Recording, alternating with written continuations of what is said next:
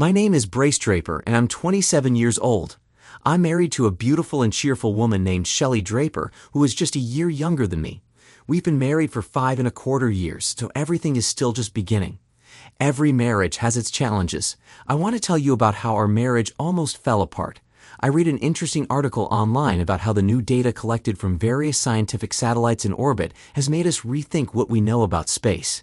It seemed almost comical to me that we've developed such a perception of things. Books and university lectures are prepared to teach people theories that become truth. Then new information emerges and we discard that truth and replace it with a new one. Former experts lose their popularity and new ones appear. So I was reading this article and thinking about our amazing universe when my wife, whom I had been married to for over 5 years, walked into the living room and firmly announced that this Friday she was going on a date with a male colleague. It was unexpected, out of character, and completely unlike her. Her body language, hand on her hip, and a facial expression that said, "I expect objections, but I've already made up my mind," left me confused. Shelley loves to argue. In my opinion, her logic can sometimes be flawed, but I've often been defeated by her persistence in defending her point of view. She usually doesn't give up until she wins, and she wins quite often. But our arguments have never been about anything as critical or dangerous as this could become. "What should I do?" she continued. "This doesn't mean that I don't love you, and it shouldn't affect our relationship, but I've discovered that I just want to explore my sexuality, meet new men, and broaden my horizons. I know this might upset you and make you feel hurt, but you need to know that I will always come back to you and remain your wife forever. This won't affect us in any way. We are forever. We are an amazing team, and I believe that, in the long run, this could make us stronger. And who knows, maybe I'll learn a few tricks that we can share with each other to improve our time in the bedroom." I sat there, inwardly trying not to explode, while a flood of reactions rushed through my mind. Strangle her. Beat her half to death. Threaten divorce. Threaten a bloody mess. Yes, a bloody mess was high on my list. Cry and grind my teeth. Make her grind her teeth again, the bloody mess, just walk away. Argue, argue, argue is her scripted speech. I was sure it was scripted, rehearsed, and possibly even by someone else. Came to an end. A thought crossed my mind. This changes the game, our game. It means we need to establish new rules. How could I make her understand my point of view? This thought was triggered by an old memory of reading about Tom Sawyer and his fence painting trick. In that story by Mark Twain, Tom made a terrible chore seem appealing to his friends and got them to do his work by changing their perception. Perception is reality. This changed everything. Armed with this new realization, I turned away in deep thought, widened my eyes, and smiled with enthusiastic approval. "That's great. Brilliant idea. This Friday, you say? Wow, I never thought of that possibility. All right, let's do it." Shelley seemed slightly taken aback by my agreement and furrowed her brow, a little surprised by my reaction. She collected herself and mumbled, "Oh, cool. I'm glad you agree. This went better than I expected. I thought you'd get angry. Well, I guess we're okay." A smile appeared on her face, but she still looked a bit puzzled. I stood up, took her hands, smiled widely, and looked into her eyes. "No, this is great news. I'm excited and relieved. There's this sweet girl I've run into a few times at the gym, and she's made it clear that she really likes me. I gently turned her down, saying I'm married and not looking to cheat on my wife, but this just opens the door to all kinds of possibilities. I can't wait to talk to her and let her know that we're open to having fun." I almost burst out laughing at the shocked expression and the sudden loss of color from Shelley's face. I headed to the kitchen, trying to hide my smirk, and said over my shoulder, "I'll grab some mineral water. You don't want anything?" No, thanks," came the raspy reply. Her voice carried uncertainty and confusion. "And this is much better than beating her half to death. Plus, I won't even get jail time." I stood in front of the wall calendar and, as if in a theatrical whisper, voiced the plan. "So let's see, tomorrow is Wednesday, and she usually comes early on Wednesdays. I'll have to head to the gym a bit earlier to make sure I talk to her first thing. I hope she's still into me and hasn't moved on to someone else. Let's check if she's free this Friday. Damn, I hope she is. This could be so sexy. I love her voluptuous chest. I'm going to have sex with her until we pass out." I drank my mineral water and stared at the calendar, but in reality, I was paying more attention to Shelley out of the corner of my eye, watching her frown at me. "What? Not part of the plan, hot sweetheart." She didn't say a word, but her breathing and demeanor showed she was unhappy. This wasn't in her script. Good. I returned to the couch and pretended to continue reading the article, but I couldn't focus on a single line. I was more focused on Shelley, without directly looking at her, and her obvious discomfort. I hoped she was thinking about what to say. I'm sure the arguments she expected to hear from me were running through her head. After a while, she sighed heavily and said, "I'm tired. I think I'll go to bed. Will you be coming up soon, Brace?" "Yes. I think I'll finish this article in about half an hour and come up." "Good night, Shelley." She gave me a quick kiss and turned toward the stairs leading to our bedroom. She turned her head back to me and said, "I love you, Brace." There was a lot of strong emotion in those words. I felt deep pain, disappointment, and sadness. This was a serious turning point for us, and many of the paths ahead weren't pleasant. Sitting there, I mentally replayed the past couple of weeks. I was inclined to take Shelley at her word and had probably let a lot of things slide without raising any suspicion. I think it's time to start being suspicious. Analyzing the situation, I couldn't find a single clear piece of evidence that she was cheating except, wait a minute, phone calls and texts. A few recent phone calls were made in whispers and in secluded corners of our house. When I asked about them, she said they were from her sister and that they were personal, adding that she had the right to her privacy. I didn't question it, but it was unusual. Normally, calls to and from her sister were taken when we were together, and they never seemed personal. Afterward, she would often tell me about them, sharing family news and silly incidents that made both of us laugh. No secrets until the past couple of weeks. Text messages. It seemed like she started receiving more texts lately, ones that made her smile or even quietly giggle. It's time to do a little investigation. While Shelley was getting ready for bed in the bathroom, I went over to the computer and checked the call logs from our mobile phone. Over the past 2 weeks, I noted 4 calls and 6 text messages that came to her phone from an unknown number during the evening hours.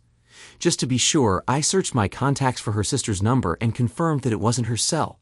I wrote down this unfamiliar number and, on a sudden impulse, tried to find it online. The number was linked to someone named Jason Maston, and the brief information provided included his address. He lives in our city.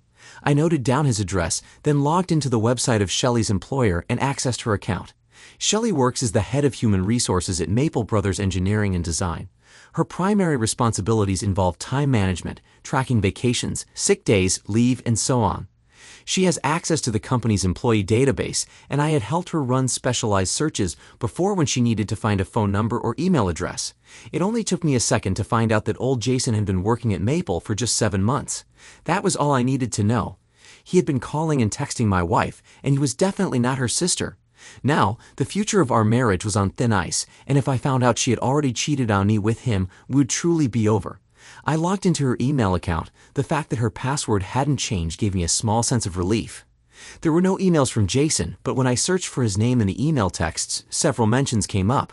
It seemed that a woman named Darcy Sellers had informed Shelley that Jason was asking about her and trying to get her personal information. Darcy had told Shelley that Jason thought my wife was sexy and wanted to sleep with her. Darcy thought Jason was attractive and encouraged Shelley to play with him. The emails back and forth were full of comments about flirting, and Darcy kept pushing Shelley to take it to the inevitable conclusion. Shelley claimed she hadn't agreed to sleep with him yet, but Darcy kept urging her to go for it. This weekend was supposed to be their first date to see where things would lead. Damn that. I wandered around aimlessly, gathering my gym clothes, making enough noise to make it clear what I was doing, and packed them into the car for tomorrow.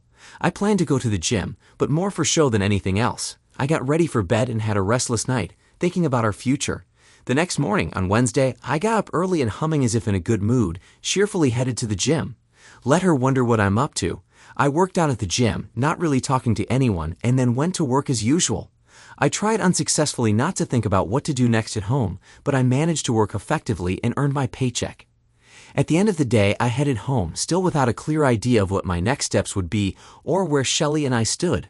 I arrived home from work and pulled into our garage. Shelley's car was already there, and when I placed my hand on the hood, I found it was still fairly warm, so she had arrived not long before me. I paused at the door to the kitchen, took a deep breath, and prepared to continue playing my new role.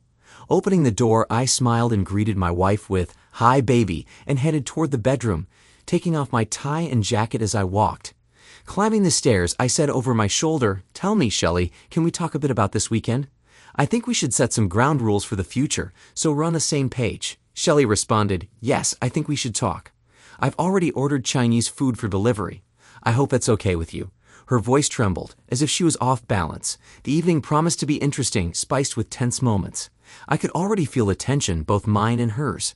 When I returned to the kitchen, now in jeans and a t-shirt, I noticed the food had already arrived, and we started filling our plates from the small cardboard containers.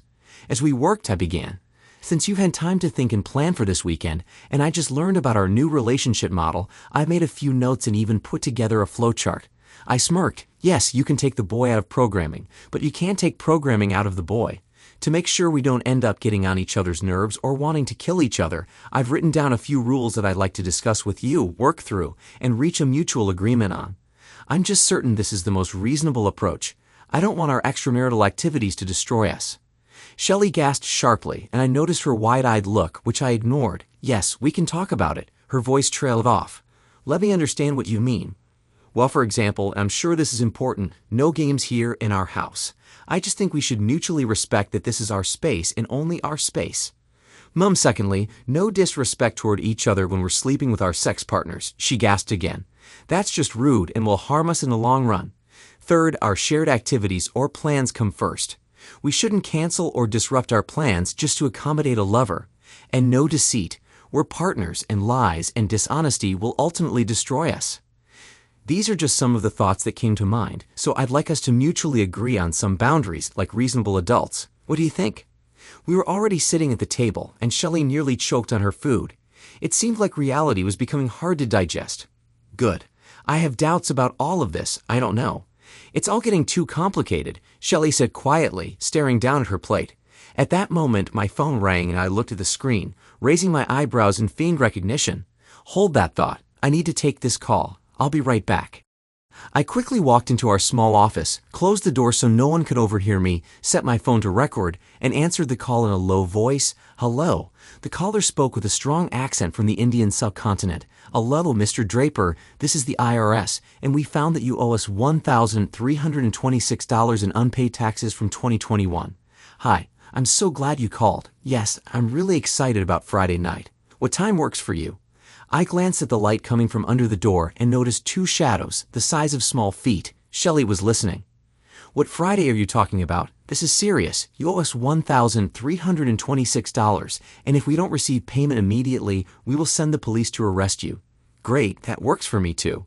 I'll pick you up from your apartment and take you to a nice restaurant for dinner, and then we can head back to your place for the rest of the night.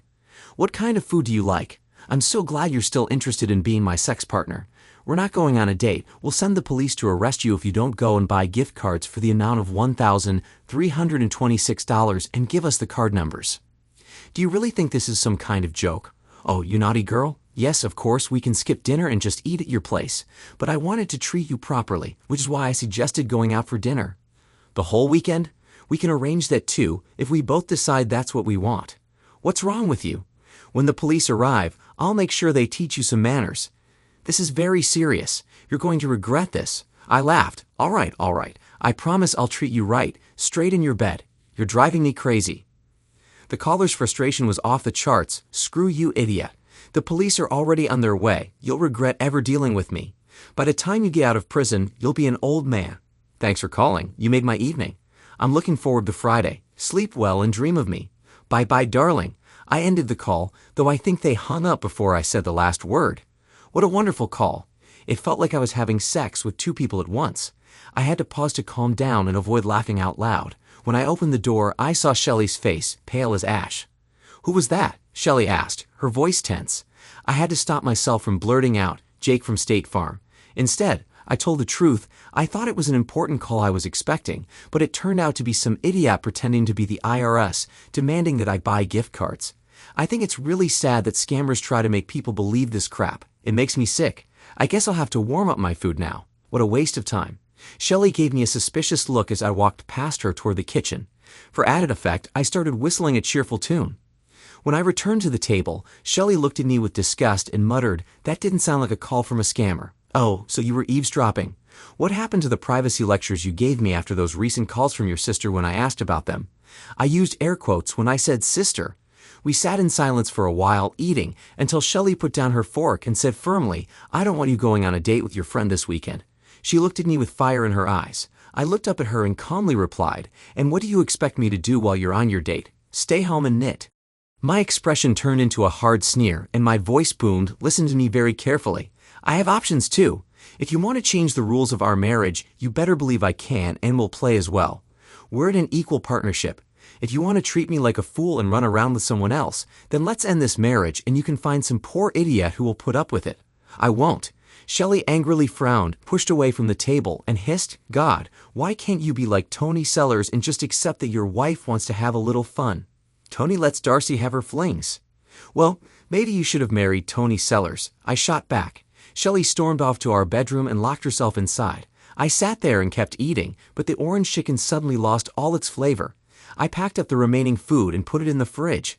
I thought about bursting into the bedroom and causing a scene, but decided it was still too early, and maybe Shelley just needed some time to feel the burn. I had made my position clear. Now it was up to her to decide what she really wanted. My stomach rumbled as I sat on the couch and thought. This was definitely a turning point in our marriage. I hoped that my response to her announcement yesterday would help her realize how hurtful it was and make her feel all the emotions I had felt. I guess we'll see. I started thinking about what I really wanted in the end. I liked this crazy lady, and I was becoming more convinced that she had been fed bad fantasies and advice from that character, Darcy. The new guy who's been giving her flirty looks and flattering her could be causing her to lose focus on our relationship. I've had some cuties give me flirty looks and try to flirt with me. I mean, I'm not a young Antonio Banderas, but I'm no fool either, so I know how it can make someone's head spin. If she keeps going down this path, we're done, but I was really hoping that my attempt at playing out the drama had opened her eyes to the other side of the coin. I decided to take some action. I looked up information about divorce in our state, and it became clear that everything would be split 50-50 since we both earn about the same, we don't have children, the house is small, and there's no significant capital worth mentioning. I filled out and printed the divorce papers, then researched prenuptial agreements as a way to establish new rules, since our game is changing. Trust in my mind had been seriously shaken. At the very least, we were about to have a very serious conversation at the table. I was tired of being accommodating and passive. I'm sure her statement yesterday was a way to test the waters and that she hadn't done anything yet that could destroy our marriage yet. However, I wasn't going to agree to reconciliation if she had already cheated. I wandered around aimlessly, not really accomplishing anything, just stalling for time, giving Shelley space to think. I waited. More than an hour and a half passed before I heard the bedroom door open, and Shelley quietly entered the living room. From the way she walked, I could tell her demeanor had changed. Can I talk to you, Brace? Her voice was quiet and remorseful, nothing like it had been last night. Of course. Come sit next to me. I tried to sound as open and receptive as possible. I patted the couch beside me as an invitation. Brace, I realize I've been acting foolishly. I almost gasped at those words. How far had this gone? Was it really over between us? I stayed still and could hardly breathe. I've been flirting and having lunch with a guy from work, and I told him I'd go on a date with him this weekend. My friend, Darcy, pushed me into it. She's been having affairs with guys for years, even though she's married, and she always brags about how much fun it is. Her husband knows everything and lets her do it. Darcy coached me on how to approach you. I planned an entire speech and even prepared responses to the arguments you might bring up, to convince you to let me do something very selfish. I'm sorry. I was shocked when you were happy and immediately agreed. I was even more shocked when I found out you had someone waiting to take my place. I was crushed, but how could I argue with that? You hurt me. I went to bed, but I couldn't sleep, thinking about how cruel that was of you, and at some point during the night, I realized that's exactly what I had done to you. You didn't pretend to be hurt, but I saw and felt your point of view. You were just flipping the situation on its head, and I felt the full weight of it. She gave a silly smirk and said, "You really hit me hard, jerk." Then she continued, "Today, I replayed everything in my head and almost convinced myself that you made it all up, until that phone call came. Could you really have done that? When I tried to pull myself together, you hit me again with that conversation, and I realized we were on the brink of disaster. I feel like a complete idiot. I marry you for many reasons, and every day you live up to my expectations." I was pleased with myself because someone else was complimenting me and playing along with me. It felt like I was back in school being courted. It was exciting, and I felt completely special. And then you showed me that you're special too, and that I could lose you. I can't and don't want to let that happen. I love you and only you. I just canceled my weekend plans and made it clear that it's over with him. We will never go on a date. And just so you know, and I swear on everything I hold sacred, I never had any physical contact with him. I never cheated on you, but I came close, and I know you might have doubts because of my behavior last night and what I said. How can I make you cancel your weekend and come back to me? To me and only me. Tears welled up in her eyes, and I was finally able to breathe. I paused for a moment and realized that we couldn't just go back to 2 days ago. A chasm had opened up between us, one that needed to be crossed. It's going to take work. Can we trust each other again? How can we know what the other person is really planning? Even though you say you canceled the date, how do I know you're not just postponing your meeting with Jason Maston or some other jerk, finding another way in time to carry out your betrayal? Canceling just to make me cancel my plans. How do I know? When trust is broken, can it be rebuilt? Am I going to have to test and question you for the rest of our marriage? I said this in an angry, raised voice, feeling as though I was suffocating from the emotions. She looked shocked and said, "So, you know his name? How? When did you find out? From whom?" I didn't answer her. I just let her reflect on this revelation. When she first sat down, she kept a distance, but now she moved closer to me and hugged me tightly. "I'm sorry. Can we just be ourselves for a while until we figure this out? I don't want to think about it anymore today. This is such heavy stuff," she whispered. "Let's just be together tonight, and we'll come back to it tomorrow. I just want to feel you close to me, to hold on to some hope that you won't push me away. I'm sorry for bringing us to this point. God, I don't want it to end. Please." I leaned back and let her rest against my chest. We breathed together and just held each other in silence. Despite our physical closeness, the chasm between us remained. There was so much to go through, so much to rebuild, if that was even possible. When we finally went to bed, she began kissing and touching me, but the chasm was still there. I drifted off to sleep for a little while and woke up to the sound of her quietly crying and repeating, "Fool. I'm such a damn fool. Darcy, why did I listen to you?" We slept, but the tension was obvious, and I know we both woke up during the night, deeply immersed in our own soup of suffering. The night was long, but Thursday promised to be a tough day of waiting and reflection. We both left for work, agreeing that when we got home we would have a serious, difficult conversation. We agreed to just eat the leftover Chinese food from the fridge, barely touched from the night before. No wine or beer tonight. This conversation required a very clear mind. And here it was, the moment of reckoning. I placed 2 documents, the divorce papers and the prenuptial agreement, into folders. One was labeled A and the other B. I laid them face down on the table. Shelley glanced at the folders and then looked at me with a bit of trepidation. I looked directly at her and waited for her to begin. I decided that since she had stirred up this mess, she should be the one to start sorting it out. She began, "Brace, I'm sorry. I deeply regret opening this door, and I just want to close it and lock it forever. Do you think you can just forgive and forget, go back to what we had and move forward? We all make mistakes, and I know I made a very big one. What do you say?" She smiled hopefully, waiting for my response. "No." She looked devastated. I continued, "Shelley, over the past couple of weeks, you've lied to me about calls from your sister, which were actually from a man you planned to cheat on me with. You admitted to flirting, having lunches, and getting closer to someone else, all while keeping it a secret from me. That's unacceptable behavior for someone who claims to love and be faithful to me. You've made me doubt my trust in you. Going forward, I see only 2 options. Option A," I picked up and handed her the folder, "is an agreement we both adhere to, laying out our understanding of behavior that's acceptable to both sides. It's fairly strict for both of us. If we can't agree, then there's option B, just a divorce. We don't have much, so we can easily split everything 50-50 and go our separate ways." "Divorce?" Shelley squealed. No, you can't be serious. I can't live without you. Forgive me, please forgive me." I waited for her to calm down. "Shelley, I don't want that either, but I'm serious if we can't agree on how to rebuild trust with each other." Shelley whimpered, "What about you? I know you lied to me about that phone call yesterday. It wasn't a scam call." Her eyes narrowed. "You see, trust is hard to rebuild once it's broken. We'll talk about that call in a few minutes, after we reach an agreement, known as Option A. Can we at least agree to work together on drafting an acceptable agreement? I want to emphasize that this agreement is something we both need to adhere to." Shelley took her copy of the agreement and muttered something about how all these formalities were complete nonsense. "Wow, this is really strict. The phone must always be on, with the tracking app activated so each of us can see where the other is at all times," she mumbled, reading further. "If you leave your workplace, send a text to your spouse about where you're going and when you'll be back, and carry your phone with the tracking app on. Be prepared for your spouse to show up at that location without warning to check on you. Damn, if you go anywhere after work or at any other time without your spouse, make sure to say exactly where you're going and always keep your phone on." "All right, I get it. Our leash is very short. I really hope we can eventually reach a point where we both consider these things unnecessary." She set aside her copy and looked at me intently. "I can't believe we've come to this, but I understand. I'm sorry for hurting you and making you not trust me.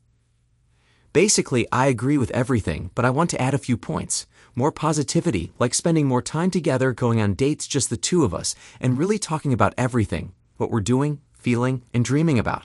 I want us to become stronger. I desperately want us to get through this. I couldn't help but smile and agree.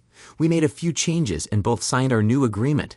Shelley gave a silly grin and said, maybe we should add that we agree to have serious sex very regularly, so we're either too tired or too in love to look at anyone else. We added that as an amendment. I told you she's won a lot of arguments. She stood up from the table, walked over, and sat on my lap. The kisses she gave me were passionate, full of love and hope. Tell me that we're going to be okay and that you still want me to be your wife. I took her face in my hands and said, I still very much want you to be my wife.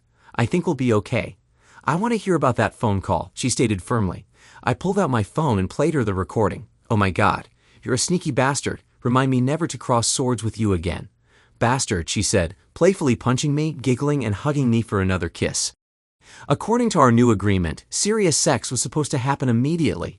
Well, that was clearly stated in writing. Several months have passed since that fateful Thursday. We've been getting along well, only occasionally referring to the terms of the agreement, except for the sex, which has been very frequent, and it has actually helped bring us closer. Showing up to a few lunch meetings unannounced and happily greeting my wife, who hugs me tightly and introduces me to everyone, has paid off greatly. We spend much more time together and tell each other everything. Life is good. We were sitting on the couch discussing plans for the upcoming 3-day weekend when Shelley's phone rang. She frowned and quietly muttered, I wonder why my boss is calling me so late in the evening. Hi, Betty. What a surprise. Is everything okay? There was some conversation from the phone, but I couldn't make out anything. Shelley gasped, You're kidding. When did this happen? More mumbling from the phone. Wow, that's unbelievable. I'll get in touch with my team right away and see you tomorrow at exactly 7 a.m. in the main conference room. Got it. Good night, Betty. Shelley hung up and sat silently, staring at her phone with a very worried look on her face. What happened, baby? You look shocked. Are you okay? Shelley looked at me with the same worried expression and replied, Tomorrow morning, all HR staff have to attend a meeting to hear about changes in leadership policies that were demanded by the lawyers to reinforce the company's fraternization policy. It seems Darcy was caught in bed at home with Jason Maston. Her husband, Tony, walked in on them and Jason started mouthing off, insulting Tony and laughing at him. I guess Tony snapped, dragged Jason out of the house by his hair, naked, and began beating him brutally. Jason is in the hospital, and they're not sure if he'll be okay.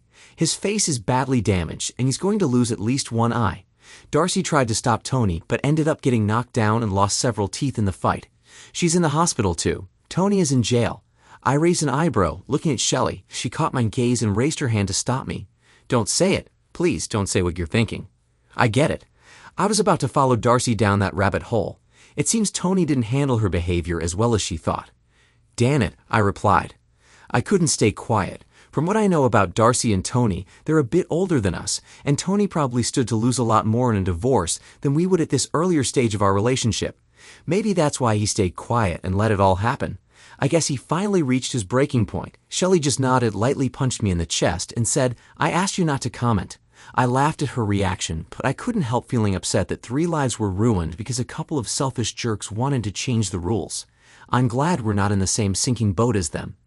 I can only hope that we've both learned from their mistakes. For now, our game has changed, but maybe there will come a time when we can live by the old rules again. Thanks to everyone who took the time to listen to today's stories. If you enjoyed it, please consider liking and subscribing if you haven't already. Feel free to share your thoughts on the events in the comments below. Take care.